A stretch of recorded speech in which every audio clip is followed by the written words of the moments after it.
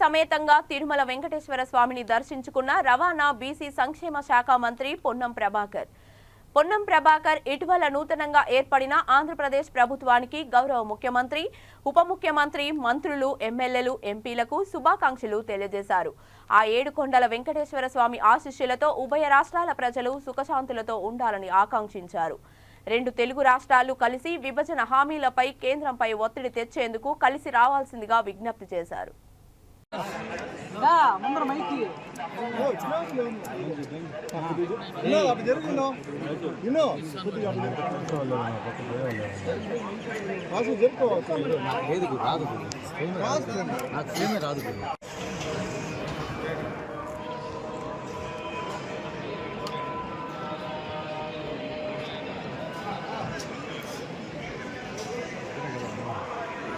ఎంతో ఇద్దరున్నా వస్తాడు 10 మంది వస్తాడు ఇష్టం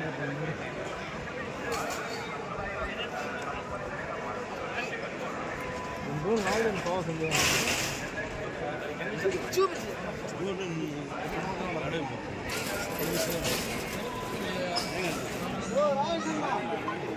రెడీ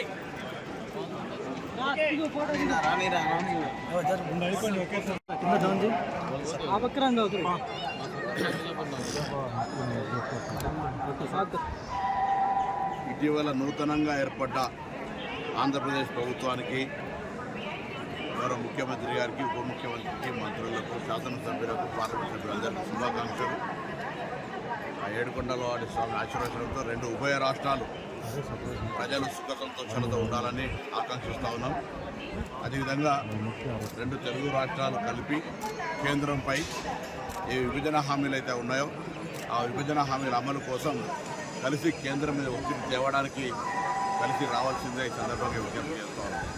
అదేవిధంగా నిన్న గౌరవ ఉప ముఖ్యమంత్రి గారు పవన్ కళ్యాణ్ గారు కరీంనగర్ జిల్లా కొండగట్టుకు వచ్చినారు. సాధారణంగా మా ప్రభుత్వం తరఫున స్వాగతం చెప్పి వారు ఆంజనేయ స్వామి దర్శనం చేశారు. ఇక్కడ కూడా గతంలో కొద్దిగా తెలంగాణ భక్తుల పరంగా ఇబ్బంది ఉండే. నేను గౌరవ ముఖ్యమంత్రి గారిని, అదేవిధంగా దేవాదాయ శాఖ మంత్రి గారిని, కాబోయే చైర్మన్ ఈవో గారిని కోరుతా ఉన్నా. తెలంగాణ ప్రజలు కూడా తెలుగు భక్తులే ఇక్కడికి వచ్చేటువంటి వాళ్ళ విశ్వాసానికి సంబంధించి దర్శనానికి ఇబ్బందులు లేకుండా గతంలో ఏ విధంగా అయితే సిఫార్సులకు తెలంగాణ, ఆంధ్ర ప్రజాప్రతినిధులకు ఏ విధమైనటువంటి విధానం అవలంబించారో ఇప్పుడు కూడా అదే విధానం అవలంబిస్తే సంతోషంగా ఉంటుంది. ఎందుకంటే రాష్ట్రాలు వేరైనా తెలుగు వాళ్ళు అందరూ కూడా కలిసి ఆనాడు కూడా కోరుకున్నది అదే, ఇవాళ కూడా కోరుకున్నది అనేది. ఇక్కడ వాళ్ళు అక్కడి నుంచి భక్తులుగా ఉండొచ్చు, లేకపోతే ఇంకా రకరకాలుగా వ్యవహారాలు చేసుకునేటువంటి విదేశాల్లో ఉన్నటువంటి వాళ్ళకి ఆహ్వానిస్తూ ఉన్నప్పుడు పక్కన తెలంగాణ భక్తులకు సంబంధించి ఎటువంటి ఇబ్బందులు కలగకుండా చూసుకోవాల్సిందని ఇక్కడ ఉన్నటువంటి అధికారులందరికీ కోరుతా ఉన్నా. ఆ ఏడుకొండలవాడి స్వామి ఆశీర్వచనంతో రెండు రాష్ట్రాల ప్రజలు అటు విభజన హామీల అమలుతో పాటుగా ఇటు వర్షాలు, రైతాంగము, వ్యవసాయం అంతా కూడా సుఖ సంతోషాలతో ప్రజలు ఇబ్బందులు లేకుండా ఉండాలని భగవంతుడు ప్రార్థిస్తాం.